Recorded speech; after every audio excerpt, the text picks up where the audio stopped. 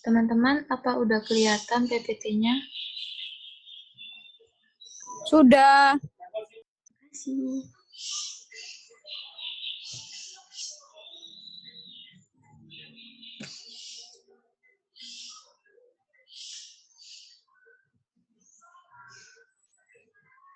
Assalamualaikum warahmatullahi wabarakatuh.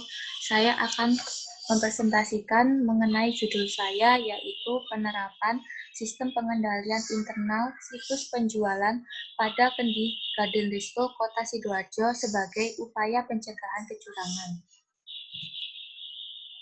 Selanjutnya yaitu latar belakang penelitian.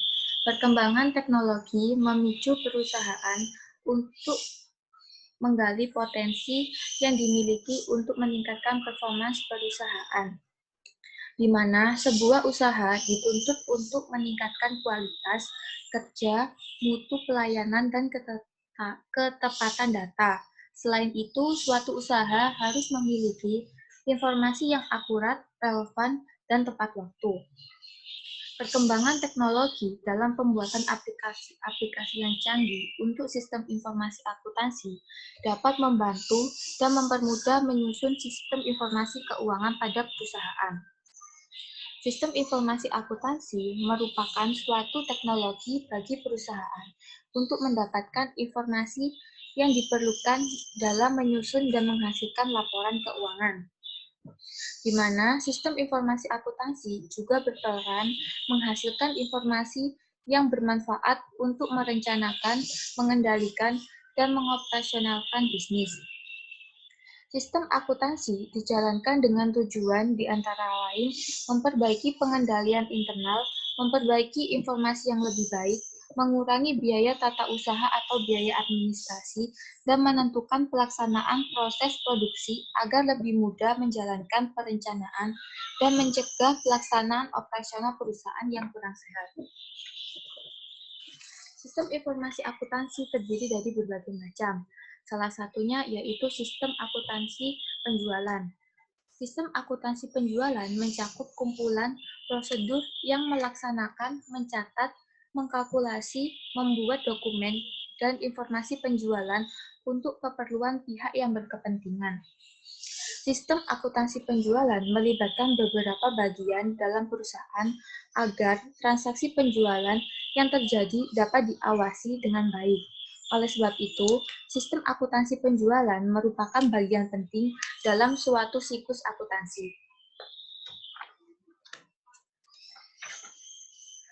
Kendi Garden Resto merupakan salah satu restoran yang berada di Kota Sidoarjo yang menjual beraneka ragam makanan. Kendi Garden Resto memiliki berbagai aktivitas bisnis dalam kegiatan operasionalnya. Salah satunya yaitu aktivitas siklus penjualan yang merupakan aktivitas penting untuk mendukung perusahaan dalam mencapai tujuannya. Untuk menilai apakah aktivitas siklus penjualan pada Kendi Garden Resto telah berjalan efektif dan bagaimana alur siklus penjualan sehingga dapat diketahui pengendalian internal yang telah dilakukan dengan efektif dan memadai. Penerapan pengendalian internal yang memadai dapat memudahkan mengatur alur dari kegiatan siklus penjualan sesuai dengan standar yang diterapkan. Pengendalian internal yang memadai akan menunjang siklus penjualan menjadi lebih efektif.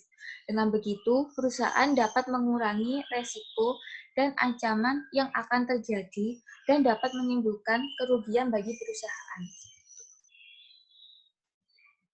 Selanjutnya yaitu persaingan bisnis, yaitu kerangka berpikir. Yang pertama, persaingan bisnis yang semakin ketat, di mana banyak perusahaan yang sudah menetapkan sistem informasi akuntansi di dalam perusahaannya sehingga dapat mencapai tujuan perusahaan secara efektif dan efisien.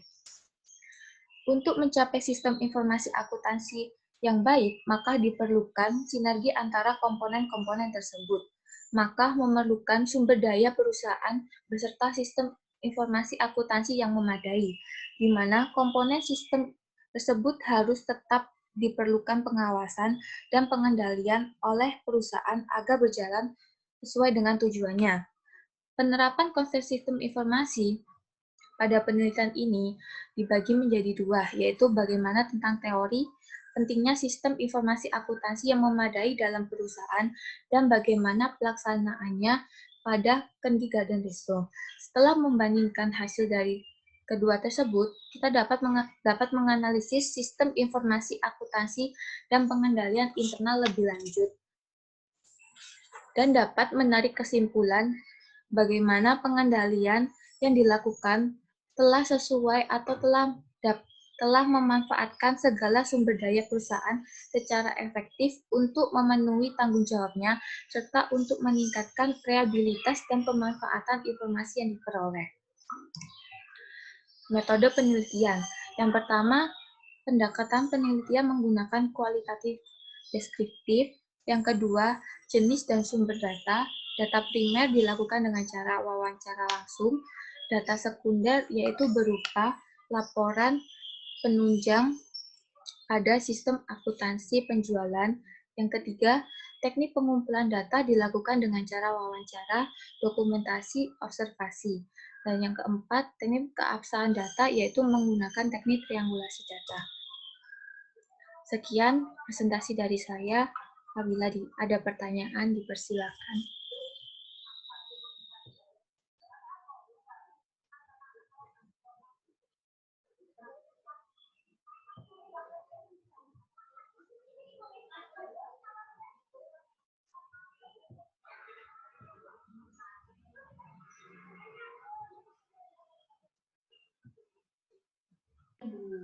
Sudah ya, Mbak? Mbak siapa tadi? Diana. Ya, Bu. Sudah? Sudah, Bu. Ya, berikutnya dulu. Mbak Diana ini tadi analisis ya, Mbak ya? Iya, Bu, penerapan. Penerapan. Berikutnya Mbak Selvina. Ya, sebentar, Bu.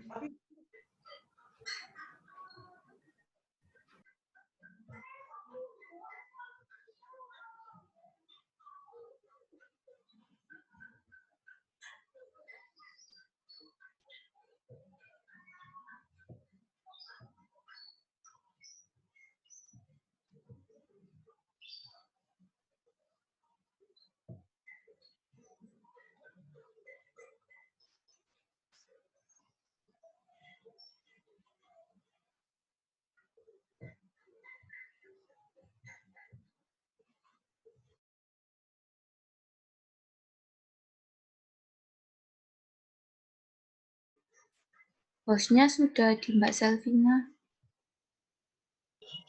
Baik, Diana, sebentar ya.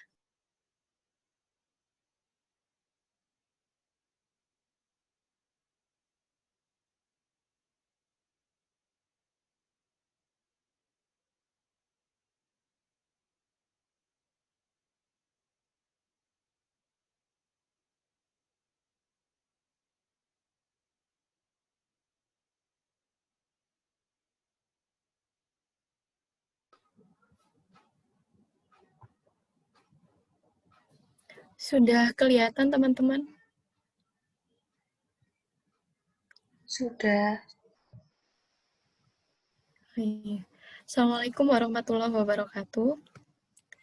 Perkenalkan, nama saya Chandra Cecilia. Di sini saya akan mempresentasikan hasil proposal saya, yaitu yang berjudul Pengaruh Stock Split, Reverse Stock Split, dan Pengumuman Dividen terhadap volume perdagangan pada perusahaan LQ45 yang terdaftar di Bursa Efek Indonesia periode 2018-2019. Latar belakang, dalam upaya untuk mempertahankan likuiditas perdagangan saham, perusahaan dapat melakukan beberapa cara. Dan salah satunya yaitu melalui pemecahan saham, yaitu stock split, yang saat ini banyak digunakan oleh perusahaan emiten yang terdaftar di Bursa Efek Indonesia. Stock split dilakukan pada saat harga saham dinilai terlalu tinggi oleh pasar. Nah, tingginya harga saham tersebut akan mengurangi kemampuan investor untuk dapat membeli saham.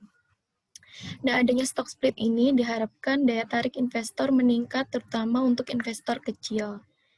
Nah, jika sebaliknya, di mana ketika harga pasarnya dinilai terlalu rendah dan dirasakan ada keuntungan dengan harga yang lebih tinggi, maka perusahaan dapat melakukan reverse stock split, di mana reverse stock split itu dilakukan untuk merubah nilai nominal per lembar dan mengurangi jumlah saham yang beredar sesuai dengan skala penggabungan. Informasi mengenai pembagian dividen akan mempengaruhi keinginan dan keyakinan investor untuk melakukan pembelian saham, sehingga akan meningkatkan volume perdagangan saham. Nah, beberapa hasil penelitian itu adanya perbedaan, maka penelitian ini dianggap perlu untuk menguji mengenai pengaruh stock split, reverse stock split, dan pengumuman dividen. Setiap perusahaan mempunyai kebijakan dan caranya tersendiri dalam menjaga likuiditas saham perusahaannya. Nah, salah satu upaya yang dilakukan dengan cara melakukan stock split, reverse stock split, ataupun pengumuman dividen. Untuk rumusan masalahnya yaitu mengidentifikasi apakah stock split, reverse stock split, dan pengumuman dividen ini berpengaruh terhadap volume perdagangan. Dan untuk tujuan penelitiannya adalah untuk mengetahui apakah stock split, reverse stock split, dan juga pengumuman dividen apakah berpengaruh terhadap volume perdagangan. Untuk kerangka konseptual, adanya pengumuman stock split, reverse stock split, dan pengumuman dividen itu memberikan sinyal kepada investor. Setelah itu, adanya perubahan pada volume perdagangan saham, dan untuk mengetahuinya, perbedaan tersebut menggunakan uji normalitas. Dan jika datanya normal, menggunakan paired sample t-test, dan jika datanya tidak normal, menggunakan Wilcoxon. Lalu menemukan analisis dan juga kesimpulannya. Untuk metodologi penelitian, jenis penelitian ini menggunakan data sekunder yang bersifat historis. Setelah itu untuk pengumpulan datanya menggunakan metode pustaka dan metode dokumentasi. Untuk metode penelitiannya menggunakan kuantitatif dan populasinya yaitu perusahaan LQ45 yang melakukan stock split, reverse stock split, dan juga pembagian dividen yang terdaftar di BEI tahun 2018-2019. Mohon maaf ada terjadi kesalahan pengetikan. Ini ada beberapa jurnal terdahulu. Sekian, terima kasih. Apakah ada yang ingin ditanyakan?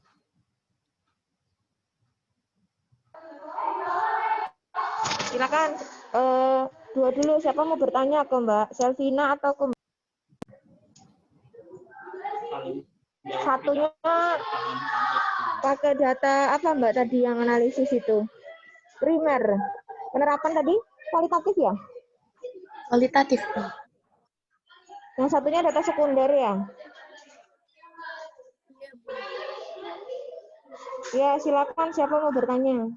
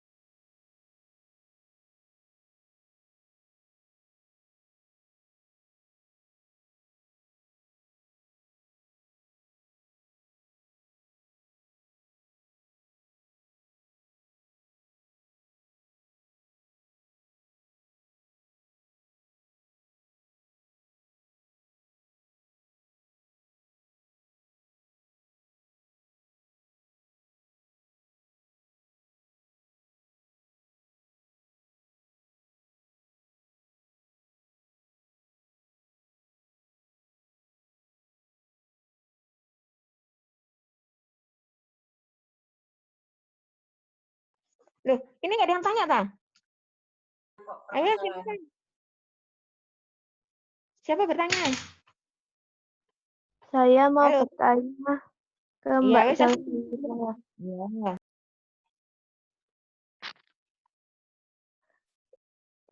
Untuk penelitiannya itu menggunakan teknik sampel apa ya?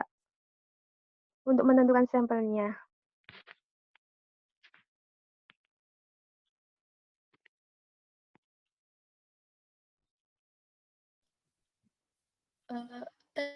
Tadi Mbak Leni ya? Iya. Baik, Mbak Leni. Jadi untuk populasinya itu adalah di perusahaan saham LQ45 yang terdaftar di BEI.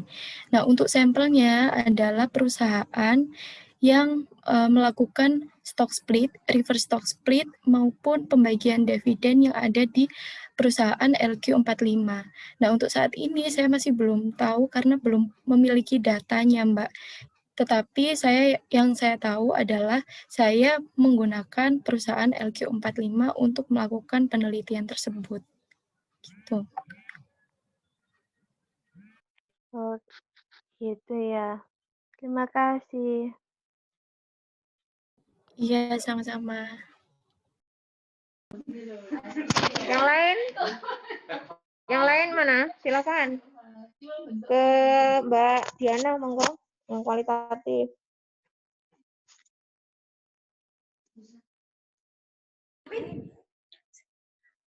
Saya mau bertanya ke Mbak Diana.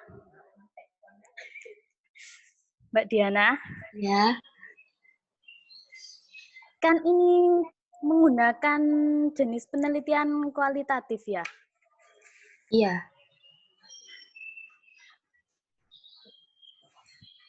Pendekatan penelitiannya menggunakan apa? Dan alasan menggunakan kan ada banyak pendekatan penelitian kualitatif. Nah, itu kamu menggunakan apa dalam penelitian itu dan alasannya menggunakan pendekatan itu apa? Ya, baik. Sebentar ya, Mbak Winda. Jadi, pada penelitian saya itu menggunakan pendekatan kualitatif studi kasus, di mana jenis dari studi kasus sendiri kan ada 3, yaitu deskriptif, explanatoris, eksploratoris. Nah, penelitian saya ini menggunakan yang deskriptif, di mana penelitian hanya lebih bersifat menggambarkan objek penelitian dan apa-apa yang terjadi di tempat penelitian. Mbak Winda.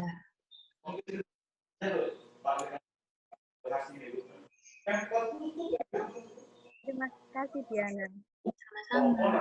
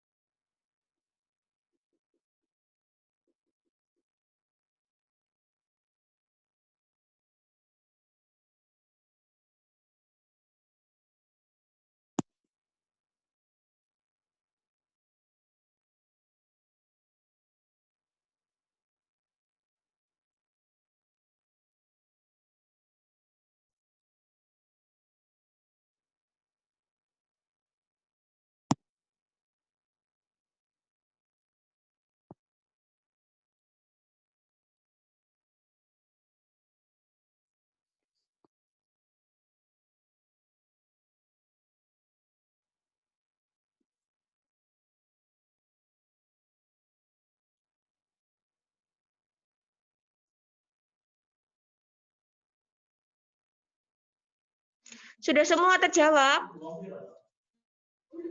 Sudah, Bu. Pertanyaannya sudah semua terjawab?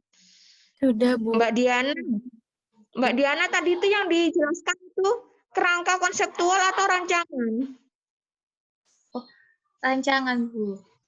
Salah. Keliru. Iya, Bu. Mbak Diana itu kualitatif Dengan pendekatan apa, Mbak? Kalau saya boleh tahu. Studi kasus, Bu. Studi kasus. Iya. Apa bedanya studi kasus dan pendekatan yang lain? Bisa nggak dijelasin? Sudah di ACC ya judulnya ya? Sudah, Bu. Sudah di ACC.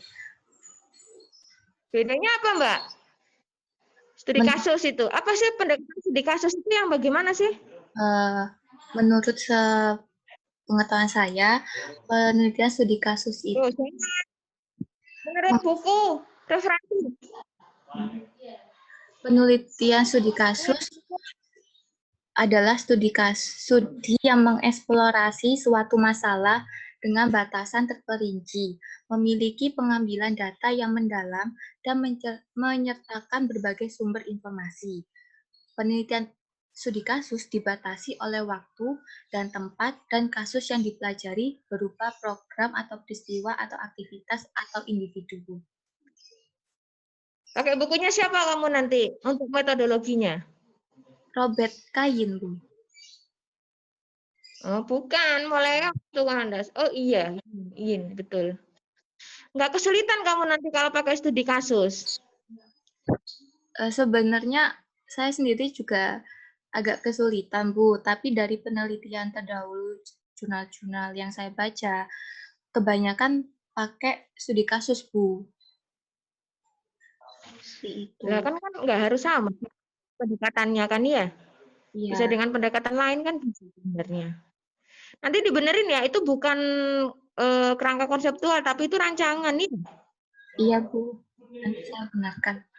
Nah, sekarang kita ke Mbak Selvina. Mbak Selvina coba ditampilkan dulu PPT-nya. Saya mau lihat judulnya Mbak Selvina.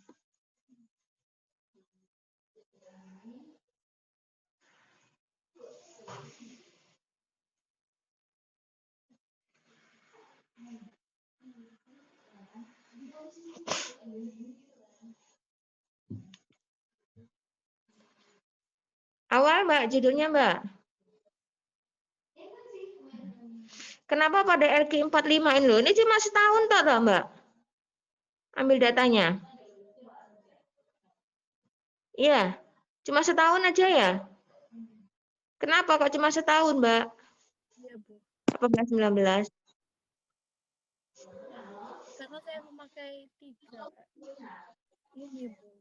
Seperti apa, stock Halo? split, reverse stock split, sama pengumuman dividennya.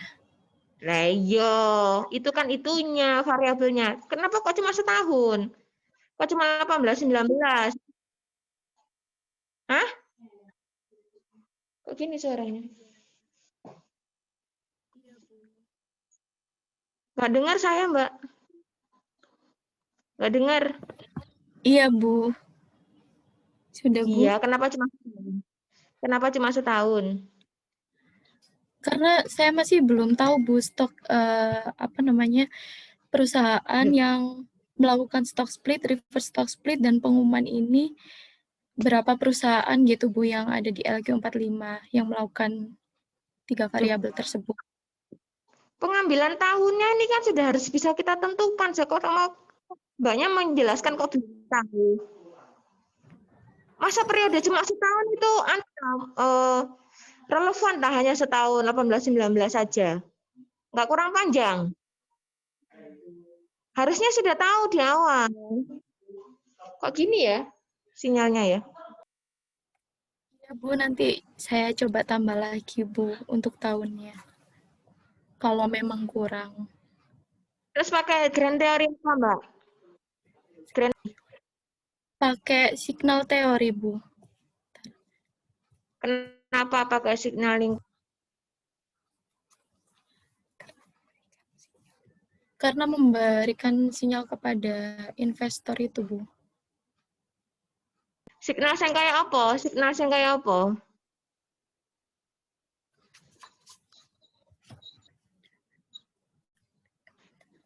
Perbedaan volume perdagangan, Bu. Awakmu presentasi ambek sapa? Kok mau ana sing ngandani iku ayo. Krungu aku teko kene. Ana sing bisiki iku mau. Nggak ada, Bu. Ada tadi saya dengar. Suaranya pelan sekali tadi. Harus menguasai apa yang ditulis loh, Mbak. Ini loh masih kuliah biasa, saya cuma pengen tahu aja, bukan ujian. Ya, sebelahnya suruh konale wong krungu ketoko kene. Coba dibuka videonya. Videonya Iya, dibuka. Bu, baik. Wong kedengaran dari sini. Ya, wes.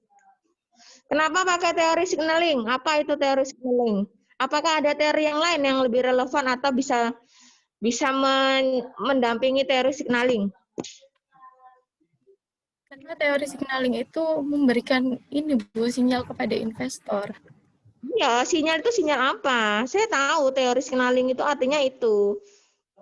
Iya, memberikan sinyal ini volume perdagangan Bu, mengenai volume Hah? perdagangannya. Volume Terus, perdagangan. sinyal seperti apa? Ada kondisi seperti apa sehingga investor bisa mengetahui sinyal itu apa sih, Mbak? Signal itu apa sih? Signal itu apa sih?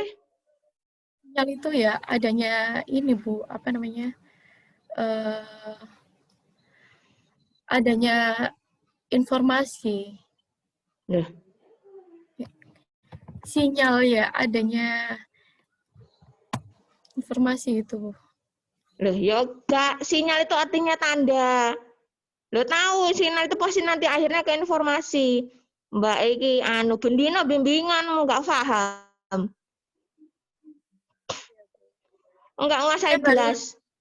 iya Bu, mohon maaf, tapi saya baru. Wes, nanti ya, Mbak, apa yang kamu tulis itu harus kamu yang pahami loh, Mbak. Ya, iki anak pembimbingmu nang gini. Iya Bu. Ya. Oke, sekarang saya mau tahu punyanya Mbak Mas Rafiq sama Hilmi.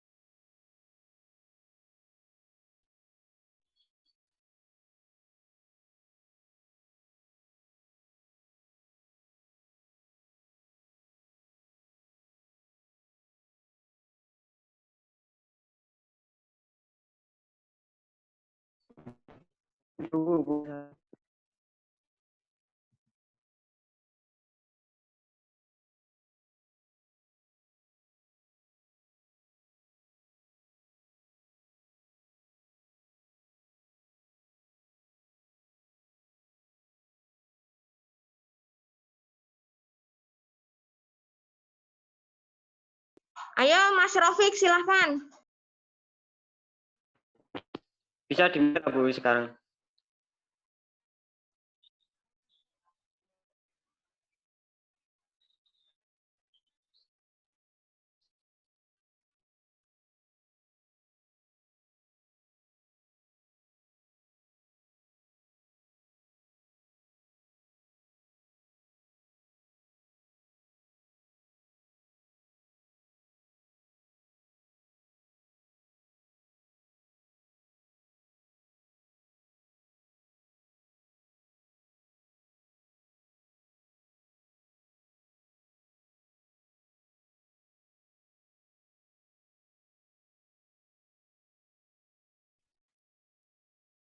Oke, saya mulai ya. Assalamualaikum warahmatullahi wabarakatuh. Di sini saya akan mempresentasikan hasil proposal saya yang berjudul Implementasi Activity Based Costing System terhadap distorsi biaya dan profitabilitas perusahaan. Next.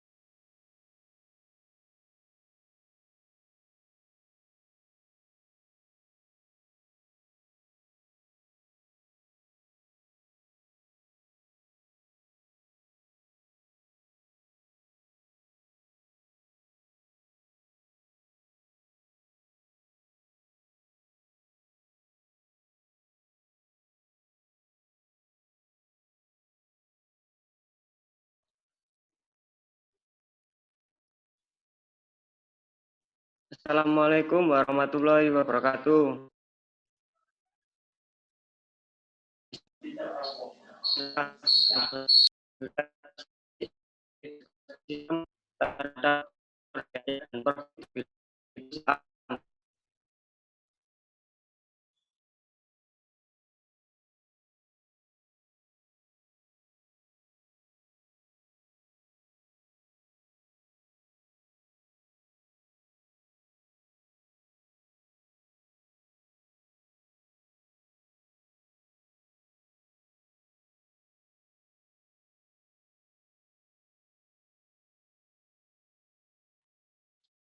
Latar belakang persaingan dunia bisnis yang sangat ketat saat ini mengharuskan perusahaan dapat menggunakan sistem perhitungan biaya yang lebih baik dengan tujuan mampu bersaing dengan perusahaan dan dapat meningkatkan profitabilitas perusahaan.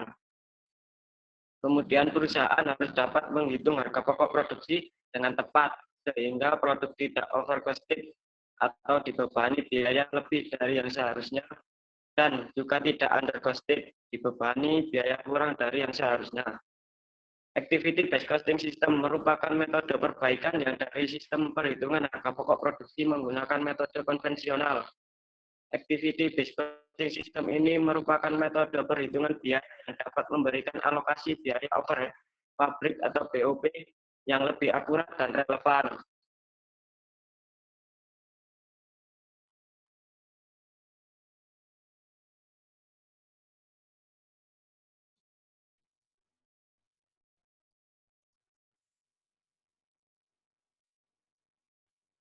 Rumusan masalah. 1. Bagaimana implementasi activity based costing system terhadap distorsi biaya? 2. Bagaimana implementasi activity based costing system terhadap profitability perusahaan? Tujuan pilihan. 1. Untuk mengerti implementasi activity based costing system terhadap distorsi biaya. 2. Untuk mengetahui implementasi activity based costing system terhadap profitabilitas perusahaan. Next.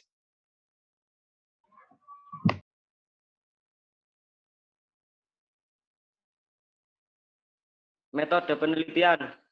Penelitian deskriptif kuantitatif. Objek, subjek penelitian PT Bina Geraha Sejahtera, data laporan harga pokok produksi.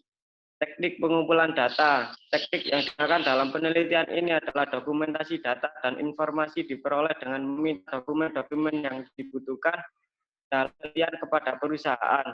Dokumen dibutuhkan yaitu laporan harga pokok produksi. Jenis data. Data yang digunakan adalah data primer. Next, kerangka konseptual. Activity based costing system sebagai variabel independen atau X1 distorsi biaya, Y1 sebagai variabel dependen dan profitabilitas 2 sebagai variabel dependen. Terima kasih. Apabila ada pertanyaan, dipersilakan.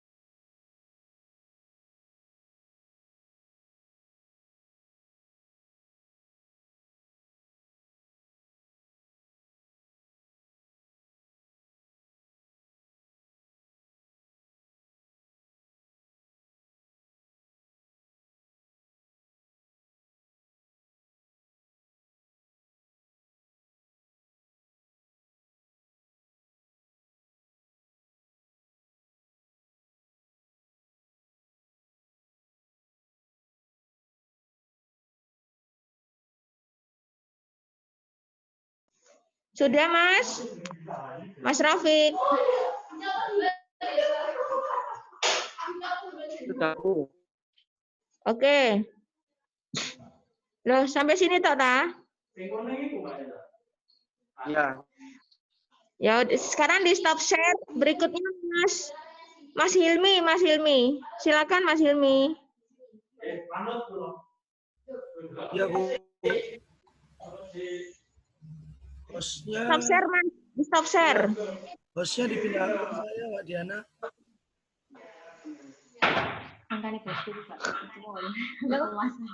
Apa? Enggak percaya banget ya.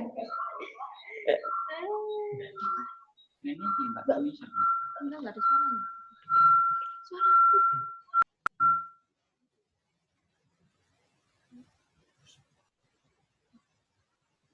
Halo, Mbak Diana, hostnya bisa minta tolong. Hostnya bukan di aku, Mas. Oh, di siapa ya?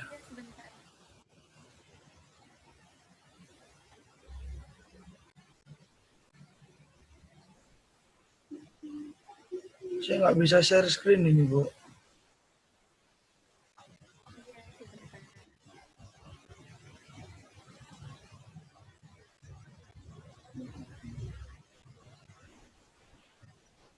Sudah, Mas Azam.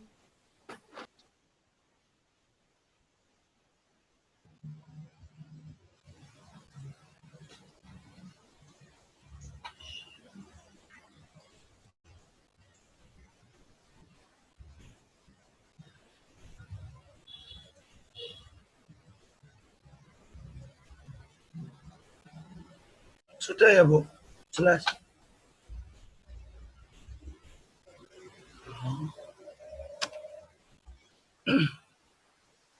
Assalamualaikum warahmatullahi wabarakatuh. Nama saya Ahmad Hilmi. Oh, sebentar, Bu. Sebentar.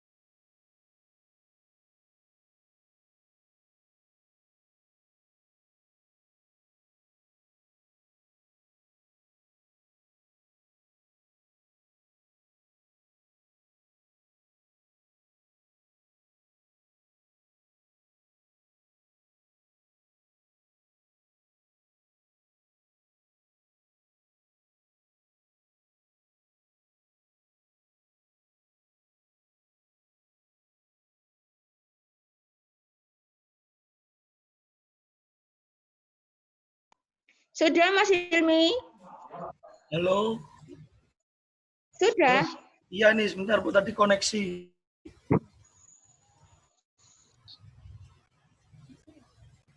Ini kok nggak bisa share screen lagi ya, Bu? Coba temannya minta tolong share screen, nanti Mas Hilmi yang jelasin. Iya. Ini hostnya. Ya, sebentar Mas Hilmi ya. Oh, iya. Sudah. Oh Hilmi. iya, makasih Mbak. Presentasi. Nah ini.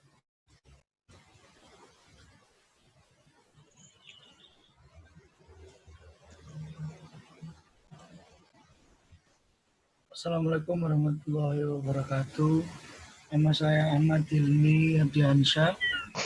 Saya akan mempresentasikan judul pengaruh motivasi investasi dan pengetahuan investasi terhadap minat investasi di pasar modal pada mahasiswa FPHIS.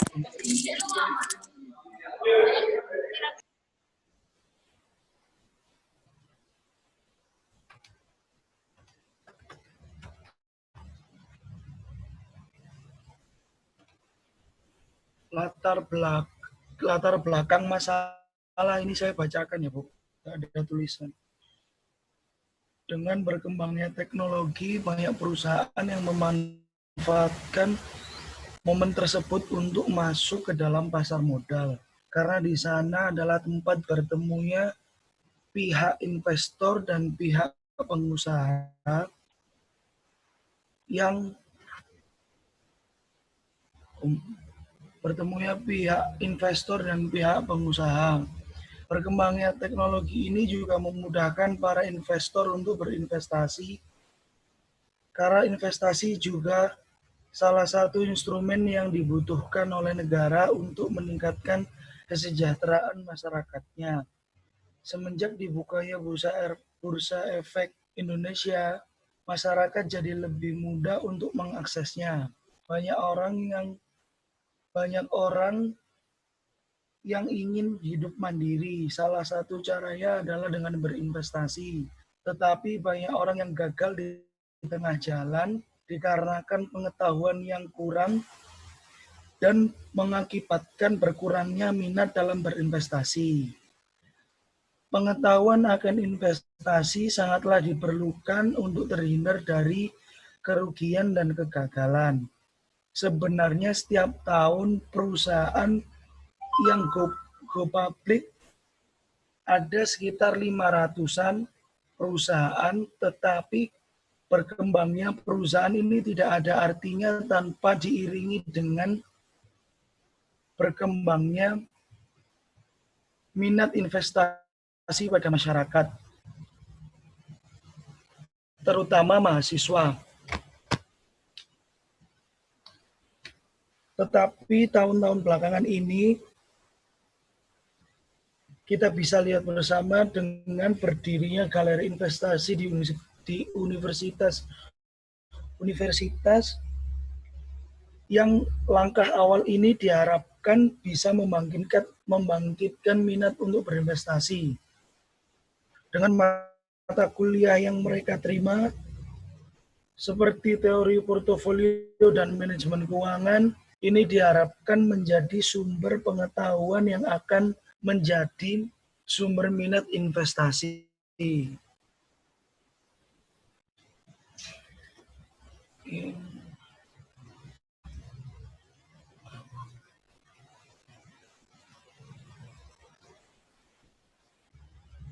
Kajian teori motivasi di sini adalah kecenderungan sikap, perilaku, dan tindakan untuk berinvestasi. Pengetahuan adalah pedoman dasar penilaian investasi, mengukur faktor resiko, dan menghitung tingkat return yang dihasilkan. Minat mahasiswa FEB untuk berinvestasi.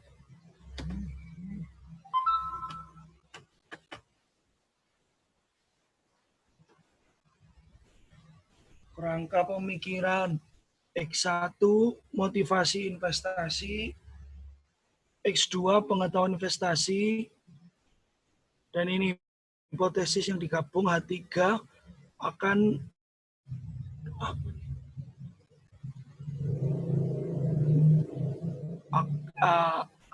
menghasilkan minat investasi di pasar modal. Metode penelitian populasinya mahasiswa FBIS Universitas Muhammadiyah Sidoarjo, sumber data primer, metode pengambilan data, survei metode, teknik pengambilan data, kuesioner tertutup dengan skala Likert, pengujian instrumen penelitian, uji validitas, dan uji reliabilitas. Sudah, Bu? Ya, Terima Mas. kasih. Oke, silakan siapa bertanya. Tadi Mas Raufik tadi kualitatif atau kuantitatif, Mas Raufik? Deskriptif kuantitatif, Bu. Oh, kuantitatif. Kuesioner ya? Kuesioner? Enggak, Bu. Oh, enggak. Silakan siapa mau bertanya. Ini ada 2 jenis kuantitatif dengan pengambilan data yang berbeda. Monggo, silakan. Ya, kalau nggak ada yang tanya saya tunjuk nanti. Ayo.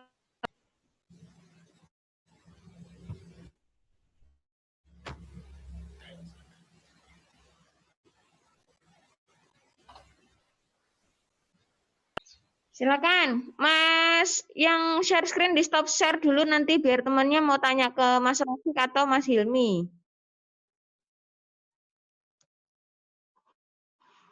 Halo?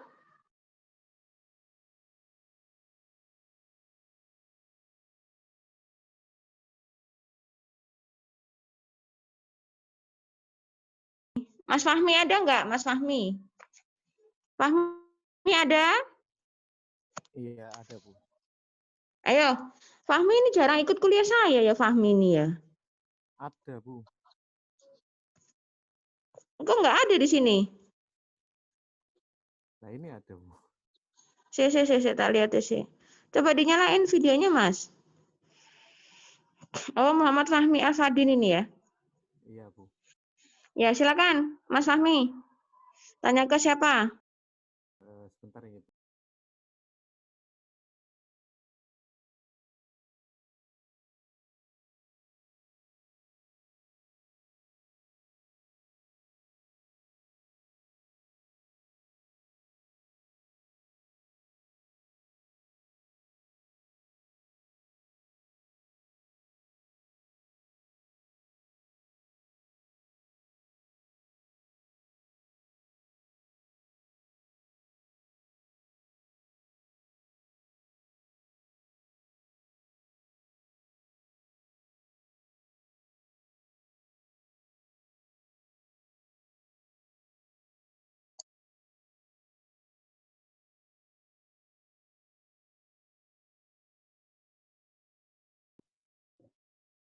Saya ingin bertanya kepada Mas Raufik ya.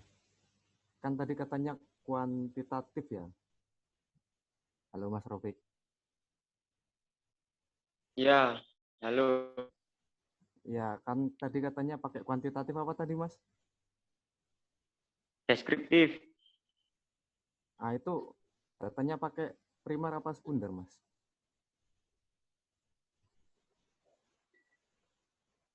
Ada pertanyaan dari suami.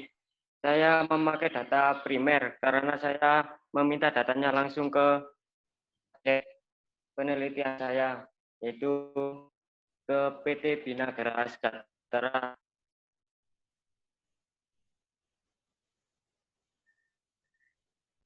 Bisa dijelasin nggak, Mas? Kenapa kok datanya primer, kenapa kok nggak pakai yang sekunder? Terima kasih. Karena di sini saya deskriptif itu penelitiannya itu melalui wawancara kepada objek penelitian saya, lalu kemudian itu menjelaskan suatu fenomena tersebut itu dengan menggunakan angka yang menggambarkan karakteristik subjek yang saya teliti, yaitu PT Bina Gerah Sejahtera. Kurang lebih seperti itu. Ya, makasih banyak, Mas. Ya, sama-sama. Berikutnya satu lagi ke Mas, siapa namanya? Hilmi. Saya panggil Davita Wahyu. Iki gak tahu anu videonya iki. Mbak Davita silahkan.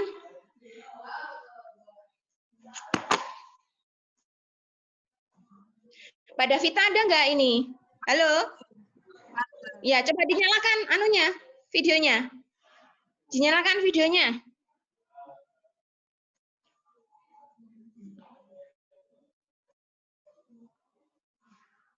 Coba dinyalakan Mbak Davita ya videonya.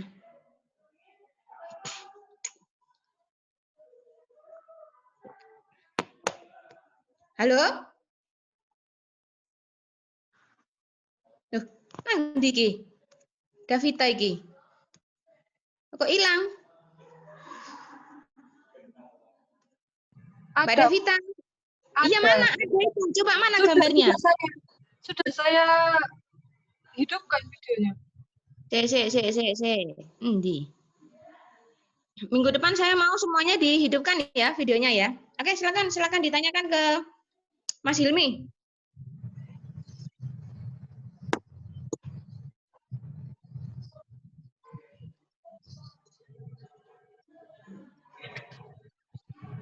Kan di penelitiannya Mas Hilmi tadi itu menggunakan sampel akuntansi mahasiswa akuntansi, itu targetnya di semester berapa?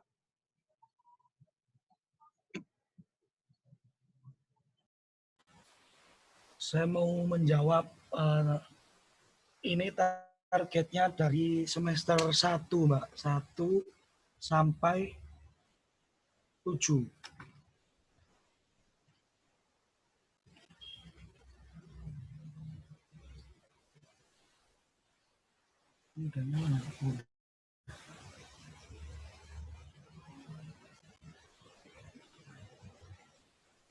Berarti ini mencakup semua mahasiswa akuntansi pagi dan malam semester 1 sampai semester 7 ya. Oh, saya mungkin pagi aja Mbak, karena kalau malam saya enggak di kelas malam.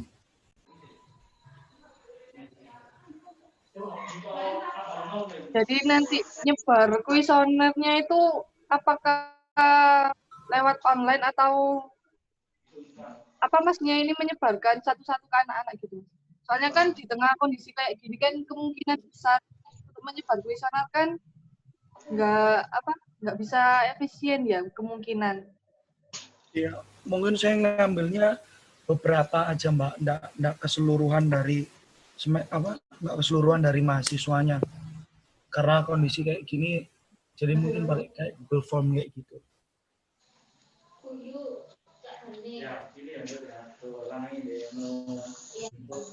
Sudah? Sudah. Mas, ketika menentukan sampel, populasi ke sampel itu kan harus ada alasan sebenarnya.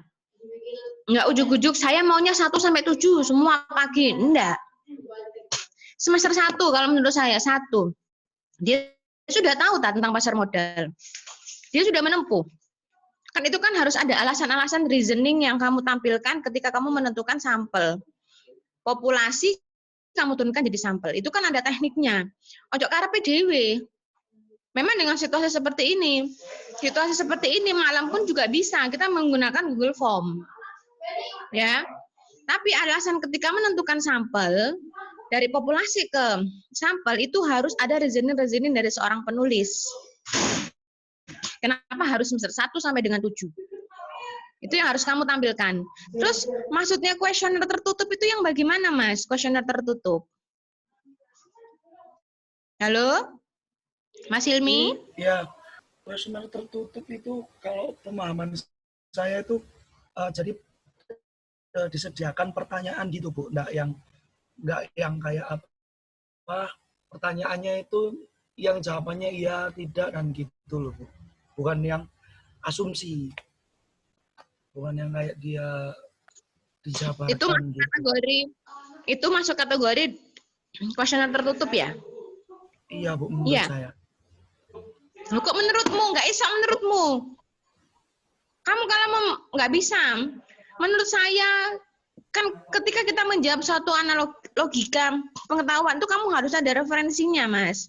Apalagi kamu menjawab mengatakan kuesioner tertutup. Kalau menurutmu belum tentu suatu itu benar. Ya. Iya, Bu. Cari sumber referensi yang sudah terbukti secara ilmiahnya. Ojo karepe dhewe. Ya. Iya, Bu. Nah, sekarang saya kembali ke Mas Raufik. Nanti diperbaiki. Ingat, ini jalan panjang loh ya. Bukannya saya mengutip satu persatu, enggak. Ketika saya bertanya, kamu sudah harus menguasai apa yang kamu tulis. Mas Raufik? Mas Raufik? Iya, kuantitatif deskriptif ya? Kena jenis yang bagaimana, ya. Mas? Kuantitatif deskriptif.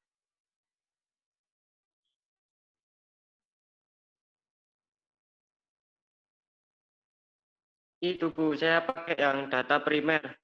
Karena itu dilakukan dengan wawancara, Bu.